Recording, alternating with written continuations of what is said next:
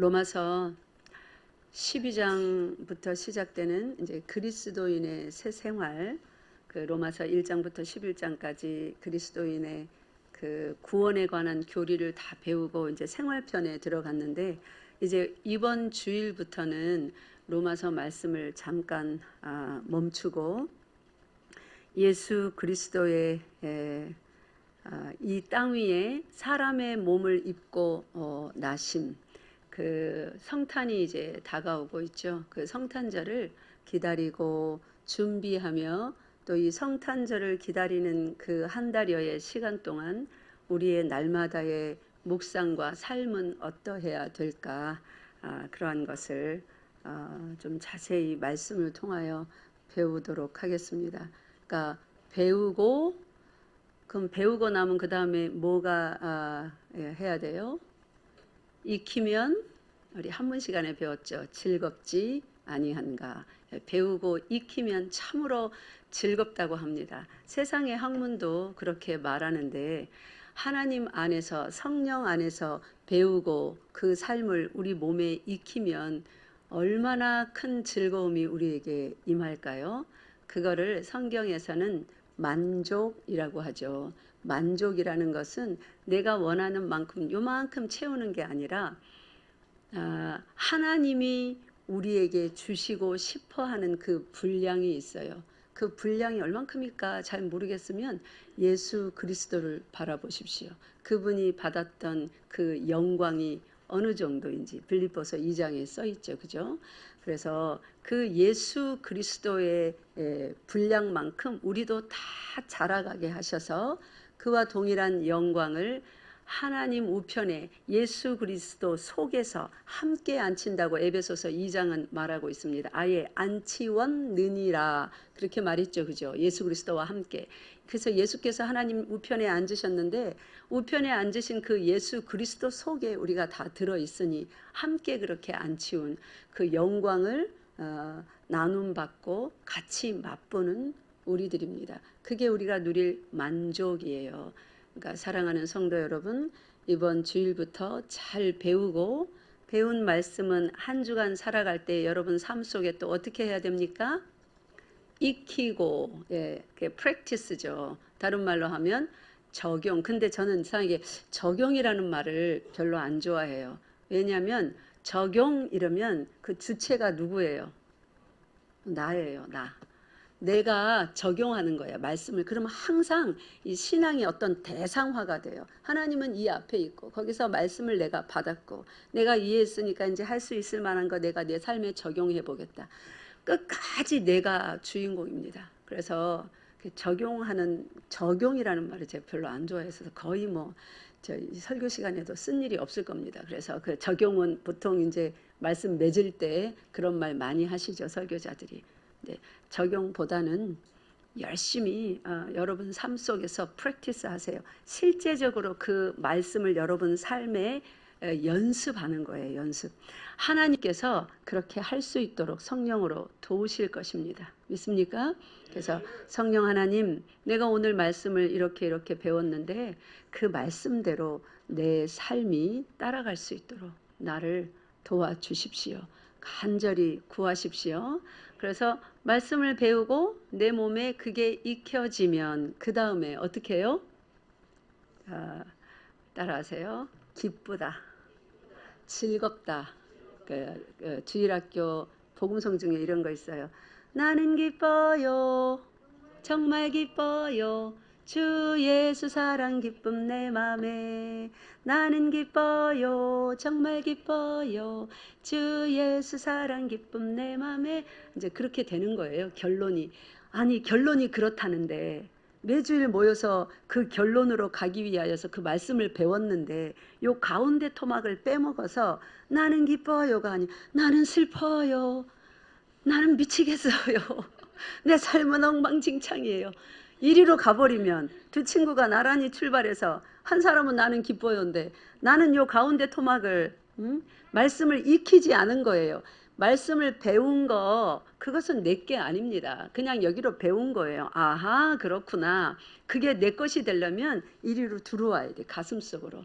그래서 손으로 실천하고 발로 실천하고 입으로 뱉어서 실천하고 온 마음으로 이 몸으로 힘쓰고 애써서 실천을 해야 돼요. 그게 익히는 겁니다.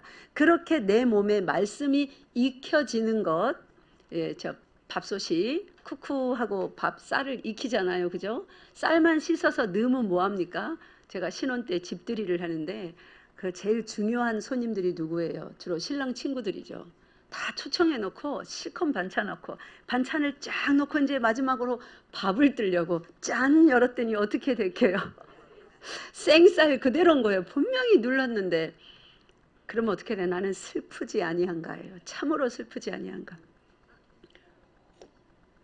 반찬이 얼마나 맛있는지 폼을 좀 잡아야 되는데 맛있는 반찬이 필요가 있게 됐습니까? 다 필요가 없게 됐어요. 헛되고 헛되고 헛되고 헛되니 모든 것이 헛되도가 된 거예요. 그래서 밥이 다시 될 동안 반찬만 집어 먹으니 어떨까요? 맛이 짜고 너무 어떤 것은 뭐 시고 밥이 들어가야 적당하게 맛을 느낄 수 있는 건데 낭패를 본 일이 있었습니다. 그 후에도 한 두어 번 더 그랬답니다. 그러니까 여러분 말씀을 배웠으면 내 몸에 익혀야 돼요. 여러분이 이제 좀 말이 좀 이상하지만 밥통은 아니고 밥솥입니다. 밥솥. 좋은 밥솥이 되셔서 여러분 속에 들어간 이게 뭐예요? 양식이에요. 그죠? 설익은 거예요. 주어진 지식입니다. 하나님의 말씀이 지식의 형태로 여러분들에게 지식으로 들어가면 귀로 들었으면 눈으로 봤으면 이제 내가 밥솥이 돼서 그걸 어떻게 해야 돼요? 푹푹 끓여야 돼요. 끓여서 하나님이 자 보자. 저쪽에 어떤 도움이 필요한데 자 보자. 교회에 이런 봉사가 필요한데 이제 하고 밥솥 뚜껑을 턱 열었어요. 그 사람을 쓰시려고 뚜껑을 열었더니 뭐예요? 물 그대로 쌀 그대로 아주 먹지도 못하게 생쌀이면 오독오독 씹어라도 먹지 푹 퍼져가지고 쌀이 그거 맛있어요? 물에 부른 쌀은 생걸로도 못 먹어요. 아예 생쌀은 그냥 씹어서 먹기라도 하죠. 아무짝에도 쓸모가 없습니다. 물에 불어 터진 쌀은 이제 그 모양이 된다는 말이에요. 여러분들 중에 누가 그렇게 되고 싶습니까? 하나님께서 밥솥 뚜껑 열었더니 물에 불어 터진 맛도 없는 쌀로 물 색깔만 뿌옇게 물들인 뭐 된장국에나 쓸 수 있을라나요? 그 물은 그런 성도 아무도 없기 바랍니다. 말씀을 배우셨으면 익히십시오. 푹푹 밥이 완전히 되도록 익히시기 바랍니다. 그래야 하나님이 뚜껑 열고 떠서 옆집에 뒷집에 저 멀리 선교지에 고아원에 양로원에 퍼날르죠. 그래서 여러분이 하나님이 쓰실 수 있는 밥이 되어서 여러 군데로 먹이워야 돼요. 예수님께서 그렇게 완전히 하나님께로부터 받은 말씀을 속에서 익히셔서 사람들에게 내 살과 피를 먹고 마시는 그 복음을 전할 수 있었고 그는 아직까지도 우리에게 먹는 뭐가 되어 주셨습니까? 양식이 되어 주셨습니다. 근데 여러분들 누군가에게 양식이 되고 있어요? 아니면 저 사람은 저 사람 온다 말하지 마, 입 닫아. 어떤 사람이 나타나면 실컷 하고 있던 얘기도 골치 아파. 저 사람만 오면 골치가 아파. 그냥 가만히 있어. 양식이 되지 못하고 그런 존재입니까? 불혹이 되면 40이 되면 자기 얼굴을 자기가 책임져야 된다는데 그리스도인들은 40이 아니라 그리스도인이 되고 말씀을 배웠으면 자기가 다른 사람에게 밥이 되고 있는가, 양식이 되어서 다른 사람을 배불리고 필요한 것을 채우는 그런 존재인가 아니면 골치 아파. 저 사람은 다 해놓고 그냥 나중에 부르자. 이렇게 깊이 하는 하나님께서 쓰시려고 받다가 아직도 설익었구나. 계속 뺑뺑이 40년 광야 생활처럼 연단만 해야 되는 그런 사람인가.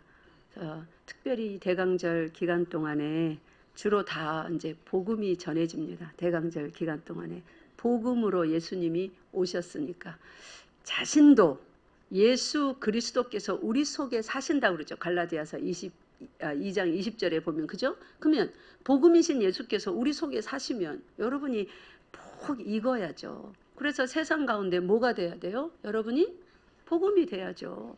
뭐 나가가지고 막 옷 탈탈 털으면서 애따 여기 있다 내가 복음 가져와서 이렇게 혹 던져주고 오시렵니까? 예전에 내가 신앙생활 했던 한 교회에 어떤 권사님이 부자예요. 건축을 하시는 집안의 권사님이셨는데 교회 올 때마다 화려한 밍크, 여름에는 뭐 실크 막 이런 걸 걸치고 오시면서 그날 어떤 한 3살 정도 꼬맹이가 쫓아가다가 그 권사님 옷을 이렇게 만졌어요. 3살 정도 되니까 코도 질질 흘리고 뭐도 묻었겠죠. 그러니까 엄마야 내 옷 너 넘어지지 않았니? 이게 다 거의 넘어졌거든요. 애한테 그게 아니라 어머 내 옷 팍팍팍 하면서 애들을 갖다 막 이렇게 데리고 와가지고 엄마는 어딨냐고. 제가 보면서 놀라워라. 그리스도인이구나. 읽지 않아서 그렇죠. 말씀을 배우기만 했어요.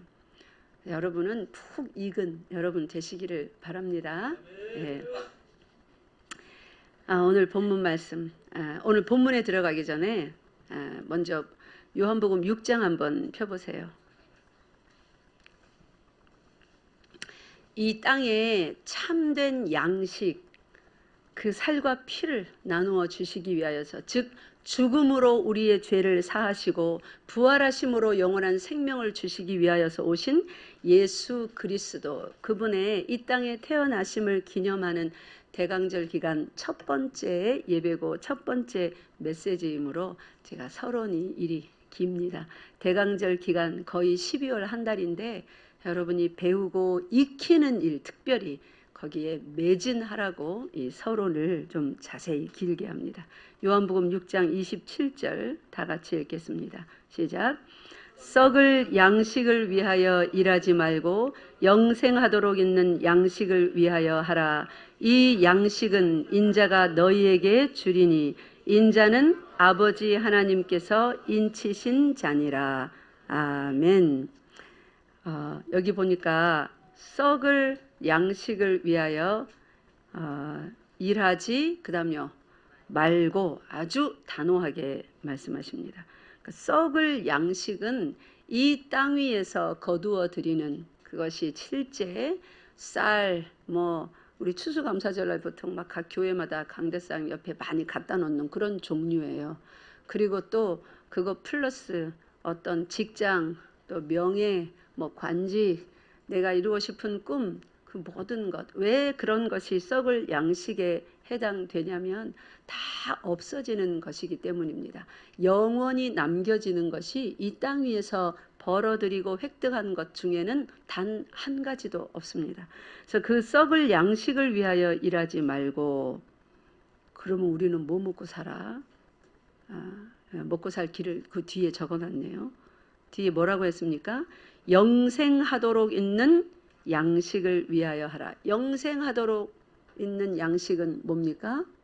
예수 그리스도. 지금 요한복음 6장은 특별히 벳세다의 들판에서 오병이어의 기적을 일으키시고 많은 사람들이 거기서 떡을 먹고 배부른 거로 예수 그리스도를 막 이제 계속 쫓아다닙니다.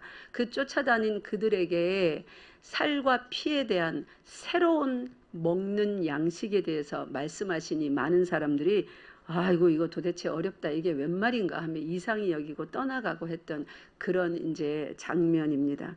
그럴 때 예수 그리스도께서는 썩을 양식을 위하여 일하지 말고 영생하도록 있는 양식을 위하여 하라, 그렇게 말씀하십니다.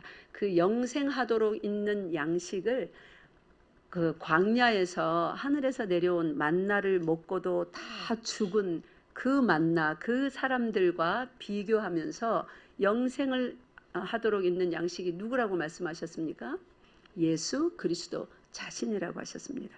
그러면 우리가 이 땅 위에서 썩을 양식을 위하여 일하지 않고 영생하도록 있는 양식을 위하여 일하면, 즉 이렇게 예배하고 배우고 익히고 순종하고 희생하고 봉사하고 믿음으로 그렇게 살면 나머지 썩을 양식, 벌어봐야 다 없어지고 먹어봐야 다 소화돼서 뭐 배설물로 나가고 흙으로 공기로 다 돌아가고 이런 양식들은 우리가 막 걱정하면서 어떻게 벌을까, 어떻게 내 곳간을 채울까, 어떻게 내 통장에 돈을 좀 많이 모을까, 어떻게 집장만 하지, 어떻게 지금 결혼하는데 이거 결혼식 다 치르지, 이렇게 고민하면서 내가 모으는 게 아니라 썩지 않을 양식인 예수 그리스도를 위하여 아까 제가 말씀드린 그 삶을 살면 마태복음 6장 33절에 약속하여 주셨어요. 먼저 그의 나라와 의를 구하면 즉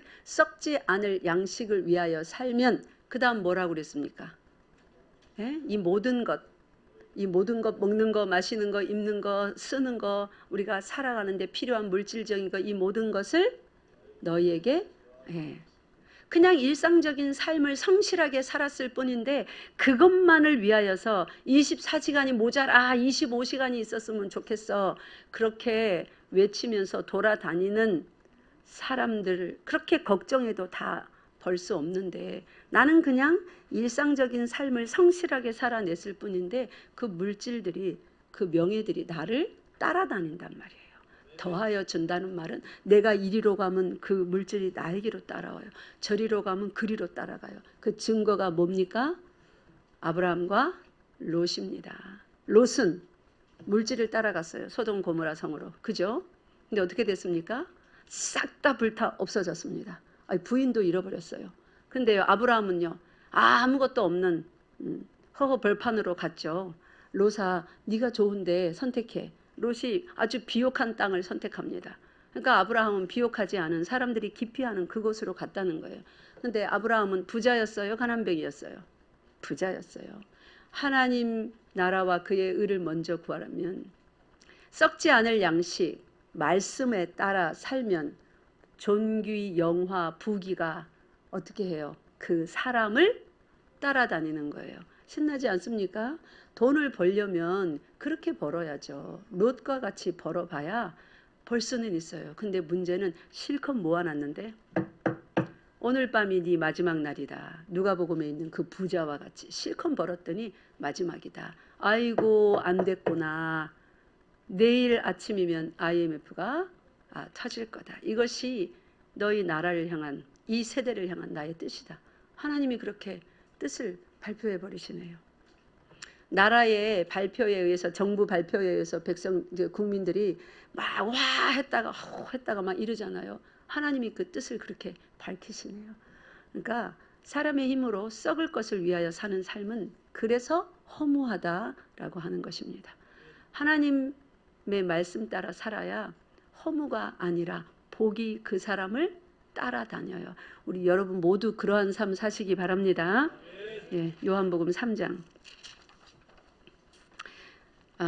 요한복음 3장 특별히 이 요한복음은 뭐 복음의 진수다. 복음서들 중에 복음서다.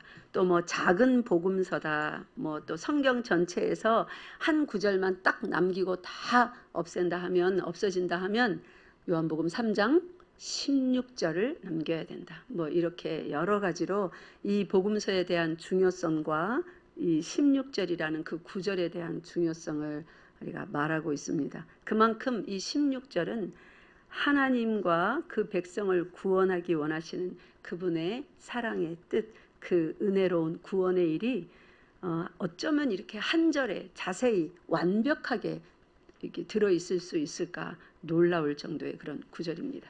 16절에 보니까 하나님이 세상을 이처럼 사랑하사 독생자를 주셨으니 이는 그를 믿는 자마다 멸망하지 않고 영생을 얻게 하려 하심이라. 그러면서 이 한 구절에 대한 자세한 설명을 17절부터 21절까지 이렇게 설명하고 있습니다.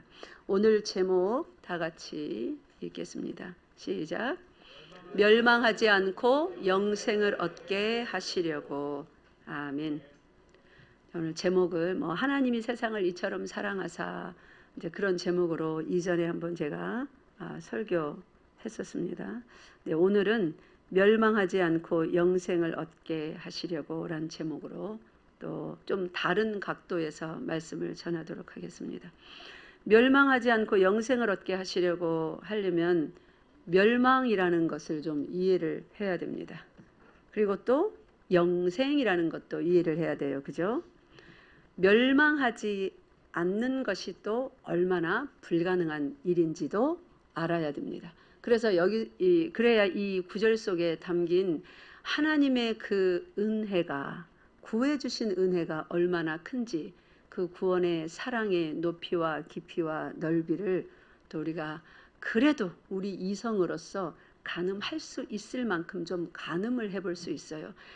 멸망이 뭔지, 영생이 뭔지, 멸망 당하지 않는 거, 이게 얼마나 불가능한 건지, 이런 걸 기초적으로 모르면 그냥 멸망하지 않고 영생을 얻게 하심이라, 아우 좋네, 멸망하면 안 되지, 영원히 산다니까 좋네, 그냥 여기에서 그치는 거예요. 그리고 날마다 예수 믿고 나는 천국 간다, 그냥 그 가나다란 복음의 아주 가나다란 한 가닥일 뿐인 그거 붙들고 죄를 주렁주렁 달고 이 줄이 거의 끊어질 정도로 죄 덩어리로 그저 예수 믿으니까 천국 간다, 요거 하나만 붙들고 끝까지 씨름을 하는 겁니다.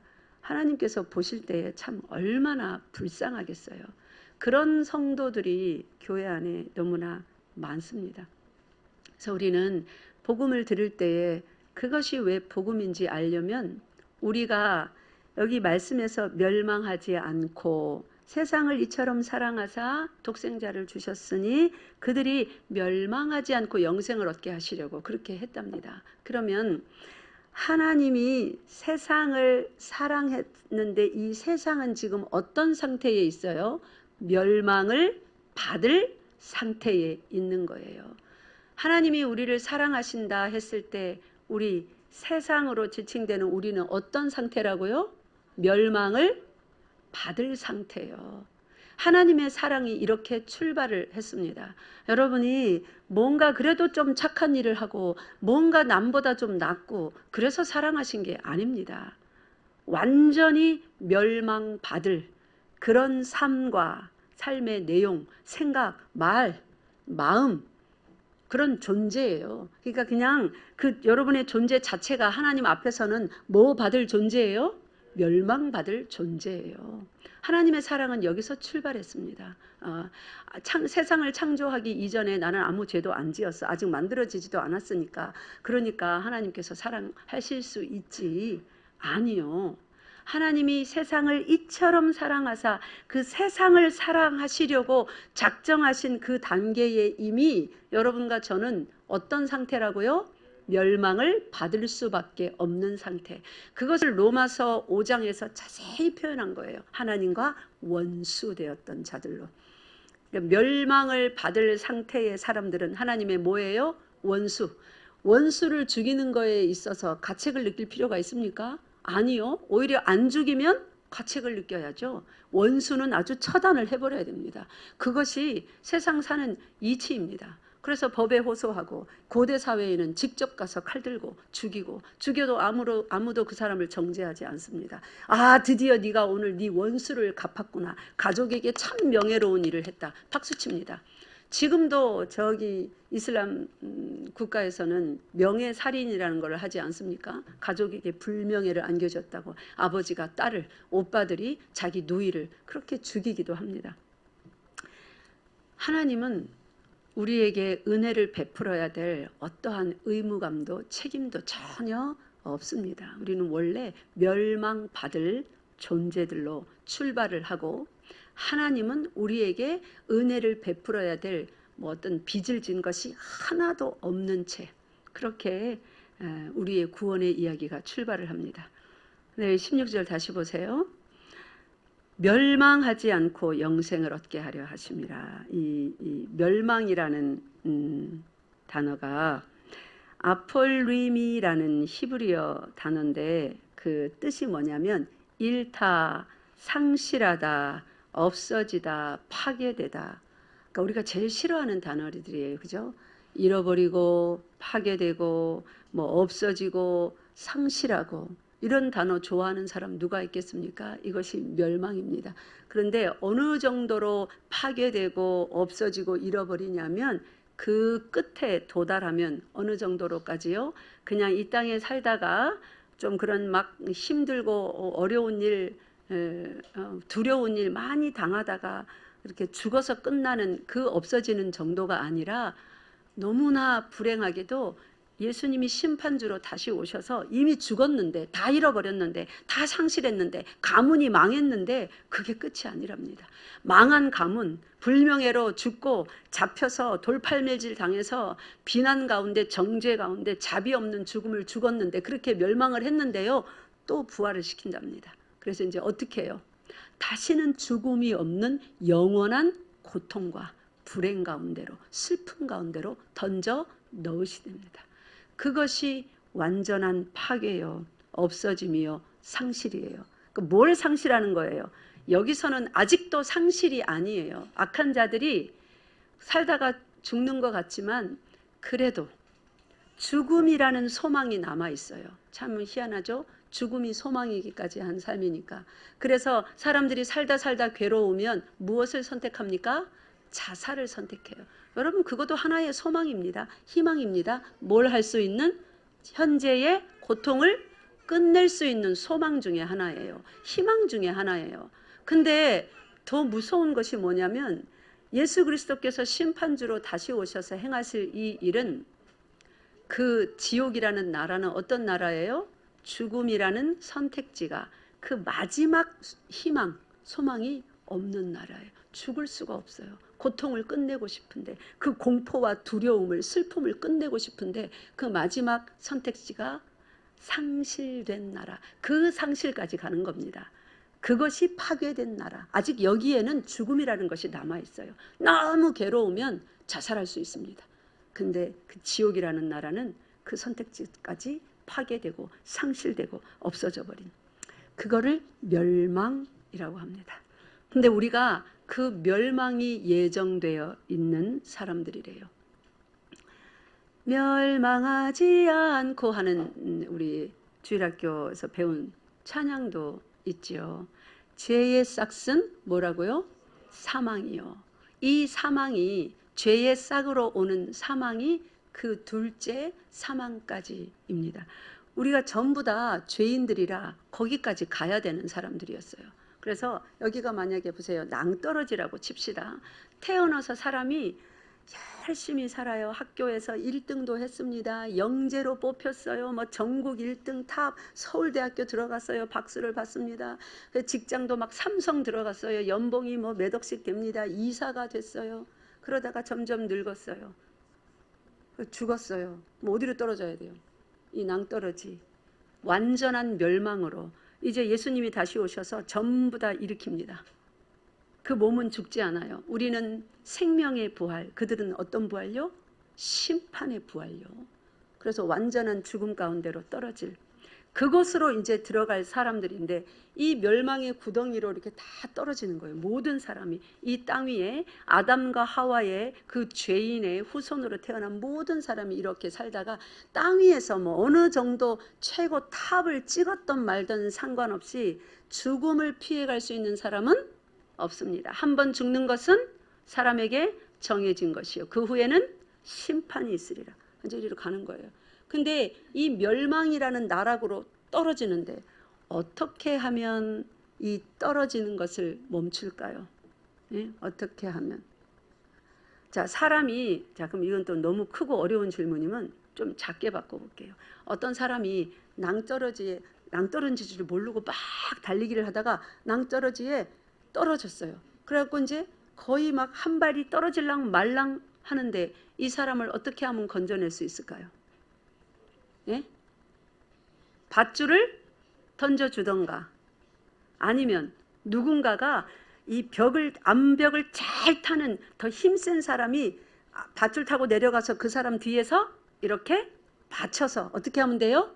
안고 올라오면 되겠죠. 그 두 가지 방법밖에 없습니다. 하나님이 그렇게 하셨어요. 밧줄을 던졌어요. 이스라엘 백성에게. 낭떠러지로 죄다 죄로 들어가는데 밧줄을 던졌어요. 생명줄을. 그게 뭐였습니까? 하나님의 말씀이었어요. 말씀을 잡고 그 말씀 그대로 완벽하게 모든 순간순간마다 다 지키면 그 말씀이 그들을 어디로 인도해요? 영생으로 인도하는 거예요. 저기 에덴 동산에서처럼 절대로 먹지 마라 했던 그 말씀처럼 말씀의 밧줄을 던졌어요. 누가 그 말씀의 밧줄을 잡고 올라옵니까? 영생으로. 누가 올라왔어요? 의인은 없나니? 하나도 없대. 아무도 못 올라왔어요. 그러면 이제 남은 한 가지 방법이 필요합니다. 어떻게 해야 돼요? 그들보다도 떨어져 죽는 한두 사람이 아니에요. 이 전 인류가 떨어집니다.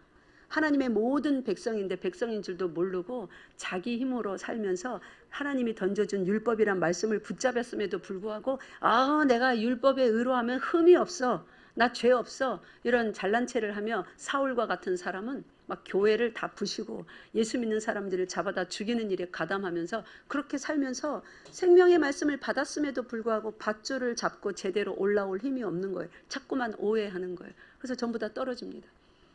그럴 때에 그 떨어지는 이 무리로 막 무리지어서 멸망의 구렁텅이로 떨어지는 이들을 구할 방법은 이제 딱 한 가지 남은 거예요. 그들보다 강한 누군가가 와서 얼른 떨어지는 그 뒤에 가서 이렇게 받쳐야 돼요. 무너져 내리는 그 사람들을 받치고 데리고 올라와야 되는 그 방법밖에 없는 겁니다. 하나님께서 그 방법을 쓰신 거예요. 여기 16장에 보니까 하나님이 세상을 이처럼 사랑하사, 세상을 사랑하실 때 세상의 상태는 어땠다고요? 다 멸망할. 자, 멸망할 사람들인데 어느 정도로 이 멸망으로 떨어지는 사람들이 스스로 올라올 수 없냐 하면, 어느 정도로 이게 불가능하냐 하면 밧줄을 던져줘도 못 잡고 올라오잖아요. 말씀이란 걸 줬는데. 그럼 자, 불가능한 정도를 한번 먼저 봅시다. 예레미야 13장. 예레미야서 13장 펴보세요. 예레미야서 13장 23절. 사람이 스스로 영원한 생명의 길로 나오기가 얼마나 힘든가. 예레미야서 13장 23절 읽겠습니다. 시작. 구스인이 그의 피부를, 표범이 그의 반점을 변하게 할 수 있느냐? 할 수 있을진데 악에 익숙한 너희도 선을 행할 수 있으리라. 아멘. 구원의 길로 나오는 것, 그 선한 일을 하는 그 퍼센트가 사람으로서 몇 퍼센트인가 하니, 구스인이 그의 피부를, 구스인은 아프리카 사람입니다. 피부가 무슨 색깔일까요? 까만색이에요. 그러면 그 피부를 바꾸려면 무슨 색으로 바꿔야 돼요? 흑인이 백인이 돼야 되는 거예요. 표범이 그의 반점을, 표범은 피부에 뭐가 있어요? 까만 점들이 있습니다. 그 반점을 변하여서 다른 부분의 피부와 같이 똑같이 돼서 암사자와 같이 그렇게 매끄러운 우리의 의자 색깔과 같이 이렇게 브라운 색깔로 몸을 싹 다 바꾸게 하는 것이 가능합니까? 불가능해요. 그 피부를 도려내도 그 속에서 피부가 또 이제 새살이 돋아서 자리 잡으면 또 그 피부예요. 또 검은색. 구스인이 아무리 씻고 또 씻고 모래로 문지르고 뭐 박피를 해도 또 까만색이 또 올라와요. 그건 DNA에 새겨진 것입니다. 하나님이 창조하실 때 어떻게 창조하셨어요? 그렇게 되도록 그렇게 창조를 하셨어요. 할 수 있을진데 악에 익숙한 너희도 선을 행할 수 있으리라. 그러니까 할 수 없다는 말이죠. 그걸 더 강조해서 이렇게 말씀하고 있습니다. 그러니까 세상에 이 우리 사람이라는, 하나님 앞에서의 사람이라는 존재에 멸망받을 수밖에 없는 그 정도가 악에 익숙하대요. 그러니까 악에 익숙하다는 말은, 여러분 배추 김장할 때 생배추 밭에서 가져와서 소금물에 담그고 켜켜이 소금을, 굵은 소금을 다 치죠. 이렇게 전부 다 푹 절여서 씻었습니다. 누가 오더니 나는 생배추를 된장에 찍어서 먹고 싶은데 하나만 원상복귀 해주세요. 자, 수많은 100포기 배추 중에 하나만 원상복귀 해달랍니다. 하나 할 수 있어요? 뭐 하나밖에 아닌데 할 수 있습니까? 절대로 안 됩니다. 그런 거예요. 확률 0%입니다. 그래서 멸망으로 떨어지는 죄인이 자력으로 구원을 받을 수 있는 그 퍼센트는 제로입니다. 이런 사람들에게 다시 오늘 본문으로 오겠습니다. 그런 사람들에게 멸망하지 않고 뭘 얻게 하시려고요? 영생을 얻게 하시려고.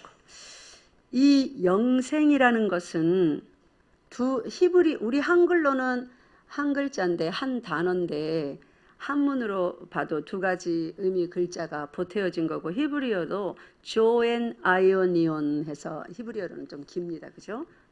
조엔은 라이프를 말해요. 아이오니온이라는 것은 영원을 말해요. 그러니까 생명은 생명인데 무슨 생명이에요? 영원한 생명을 그들에게 주시려고. 멸망하지 않고, 그러니까 이제 이 글자를 잘 보세요. 멸망하지 않고 영원한 생명을 주시려고. 요거를 히브리어 성경의 의미대로 자세히 풀어보면 영원히 죽지 않고, 그죠? 영원한 죽음에 처해지지 않고, 그다음 뭐예요? 영원한 생명을 주시려고. 그냥 죽고 끝이다. 아유 뭐 멸망. 그래 한 번 죽으면 되지. 땅에 사는 동안 내 뜻대로 신나게 한번 살아보자. 죽으면 끝인데 자꾸 우리는 이렇게 오해를 합니다. 그 멸망은 죽음은 끝이 아니에요. 어떤 죽음이라고요? 영원한 죽음. 우리가 알고 있는 사전적인 의미의 숨이 멈추는 코끝에 그 죽음이라는 신락 같은 희망조차 없는, 너무 고통스러워서 죽고 싶을 때 이 땅에서는 죽을 수 있잖아요. 근데 그 소망이 없는 나라가 지옥이에요. 영원한 그걸 죽음이라고 그래요. 그러니까 영원한 죽음에 처해지지 않고 뭘 얻게 하시려고요? 영원한 생명을 얻게 하시려고. 누구를 보내셨답니까? 독생자를 주셨으니. 그러니까 예수님을 우리에게 주시는 것은 이 영원한 죽음, 즉 멸망에서 건져내서 예수님이 우리들을 막아서는 거예요. 죄인이라, 죄의 싹슨 사망이라 전부 다 이 땅에서 뭐 얼만큼 잃었든 상관없이 멸망의 구렁텅이로 전부 다 떨어져야 되는데 거기를 떡하니 막아선 분이 있다는 거예요. 그분이 누구라고요? 하나님께서 보내신 예수 그리스도래요. 얼만큼 힘이 세야 한두 먹이 아니고 20억도 아니고 30억도 아니고 아담부터 앞으로 태어날 모든 사람 중에 하나님이 예정하신 그 구원의 백성들을 전부 다 그 죄의 크기가 얼만큼인데 그거를 떡 다 멈출 수 있을까요? 그 죄의 크기에, 죄의 그 힘에 의해서 멸망으로 끌어당겨지는 거예요. 악에 익숙한 거예요. 그래서 막 다 떨어지는 거예요. 얼마나 센 힘을 가져야 그들을 딱 막을까요? 허리 부러지겠죠? 네? 헤라클레스면 될까요? 어벤져스 팀 오면 될까요? 못 막습니다. 그 죄의 무게는. 그런데 독생자를 보내셔서 그들의 모든 죄의 무게가 그들을 사망으로 멸망으로 짓눌러서 이 나락으로 구렁텅이로 떨어지게 하는데 그거를 떡하니 막아내시고 이 백성은 나의 백성이다. 내가 단 한 사람도 잃어버리지 않겠다. 마지막 날 전부 다 생명의 부활로 다 일으키겠다. 하나님 아버지께서 뜻하셨고 그 외아들 독생자 예수 그리스도께서 오셔서 그 죄인들의 모든 죄를 떡하니 담당하시고 이 죄의 무게 때문에 이 멸망의 구렁텅이로 죄 때문에 떨어지는 거거든요. 그걸 딱 다 담당을 해주신 분이 있었다고 합니다. 그게 예수 그리스도의 피의 공로예요. 그 누가 그거를 감당하겠습니까? 그게 얼마나 비참하고 슬프고 어둡고 고통스러운지 그 비참의 그 고통의 크기를 알려면 십자가를 보시면 돼요. 예수 그리스도의 십자가상에서의 외침을 들으시면 돼요. 십자가상의 외침 중에서 제일 비참한 외침이, 그리고 우리에게 가장 은혜롭고 영광이 되기까지 한 외침이 어떤 외침이었습니까? 가상칠언이라는 것 있죠. 그죠? 7마디 말씀. 그 중에서 뭐예요? 엘리 엘리 라마 사박다니. 아버지여 아버지여 어찌하여 나를 버리시나이까. 그게 무슨 말이에요? 원래 버림받아야 되는 사람들이 누굽니까? 여러분과 저예요. 우리 모두를 아담부터 시작해서 다 죄인이니까 그 한 사람 한 사람을 지옥 불구덩이에 넣어서 죽음이라는 그 소망도 잃어버리고 그 나라에서, 그것이 상실된 나라에서 영원히 고통과 불안과 초조와 슬픔과 눈물 가운데 이를 갈며 자기 살을 물어뜯으며, 얼마나 고통스러우면 그럴까요? 옆 사람을 물어뜯고 자신을 해하며 그렇게 살아야 되는 우리들 대신에 누가 버림받았어요? 예수께서 버림받으셨습니다. 그 말이에요. 어찌하여 나를 버리셨나이까? 그 말을 뒤집으면 뭐가 쓰여져 있을까요? 그냥 상상으로 해봅시다. 나의 버려짐으로 아버지의 모든 백성들이 구원받았나이다. 아버지의 뜻을 이루시니 감사합니다. 그게 겟세마네 동산에서 내 원대로 마옵시고 십자가를 지는 거 죄인의 표시입니다. 죄인이 당연히 아버지에게 버림받죠. 심판받죠. 그게 십자가를 지는 거예요. 그러니 예수님께서 그 버려지심, 단순히 육체를, 살과 이 피가 흐르는, 살이 찢겨지는 그 고통이 무서워서 벌거벗겨지는 그 수치가, 내가 이들의 선생으로 그래도 가르쳤는데 내가 어떻게 빨가벗겨져서 이들 앞에서 채찍 맞고 십자가에 달릴까? 그 따위가 두렵고 고통스러워서 이 잔을 내게서 멀리하옵소서 했을까요? 그게 아니에요.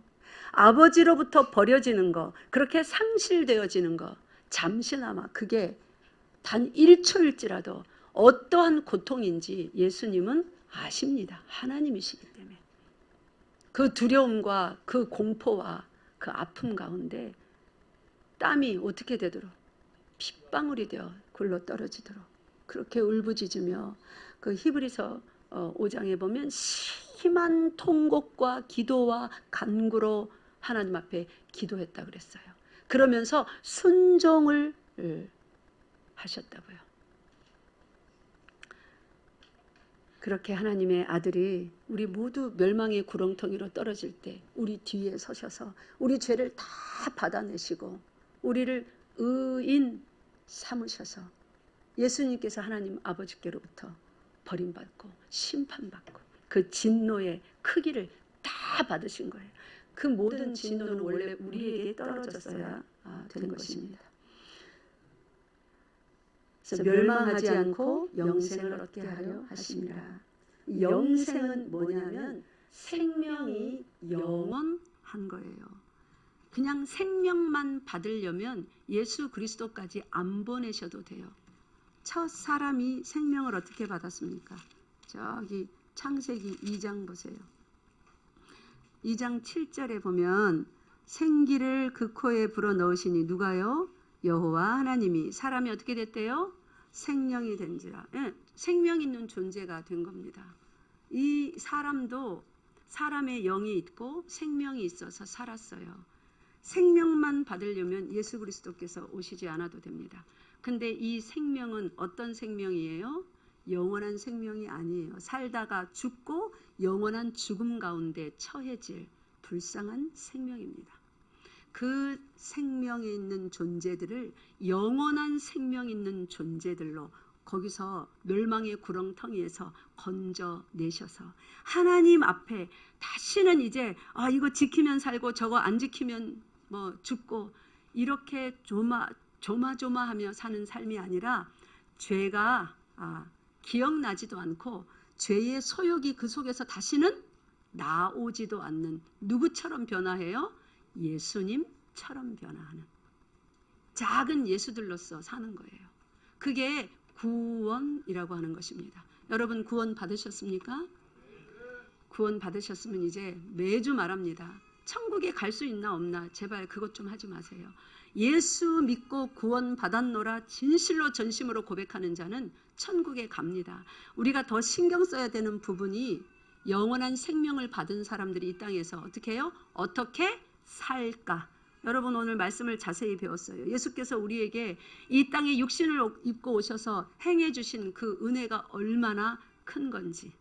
그러면 그 은혜를 받았으면 예수 그리스도의 영이 우리 속에 사는데 예수님이 땅에 설 때 썩지 않는 것을 위하여 살았어요.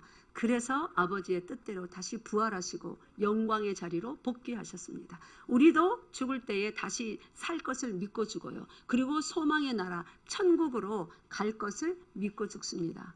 동일한 소망을 품은 자마다 이 땅 위에서 살 때에 어떻게 살아야 될까요?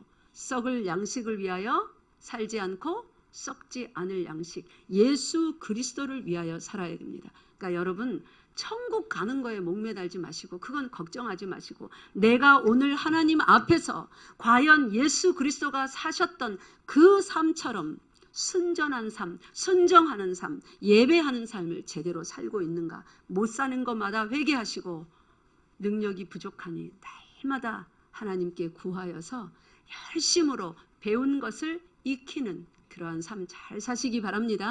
그래서 여러분의 삶이 다른 이에게 양식이 되어서 나누어 지기까지 하는 그것을 이웃 사랑이라고 하는 것입니다. 이 대강절 기간을 지나는 동안 열심히 하나님 사랑하시고 이웃 사랑하는 모든 열방교회 성도 되시기 바랍니다. 기도하겠습니다. 아버지 하나님 참 감사합니다. 멸망받을 우리들을 멸망하지 않고 영생을 얻게 하시려고 독생자를 보내시사 우리의 모든 죄를 담당하게 하시고 예수 안에서 소망 가운데 영원한 생명을 나누어 받게 하시니 참 감사합니다. 이 땅 위에 딱 한 분 영원한 생명을 가지신 예수께서 살아갔던 삶을 우리가 기억합니다. 배웠습니다. 우리가 영원한 생명을 소유하였다. 이제 오늘날 말하니 우리도 영원한 생명을 소유하셨던 예수님이 살았던 그 삶, 이 땅 가운데서 잘 살아가는 거룩한 백성 되게 하여 주시옵소서. 우리 주 예수 그리스도 이름으로 기도드리옵나이다. 아멘.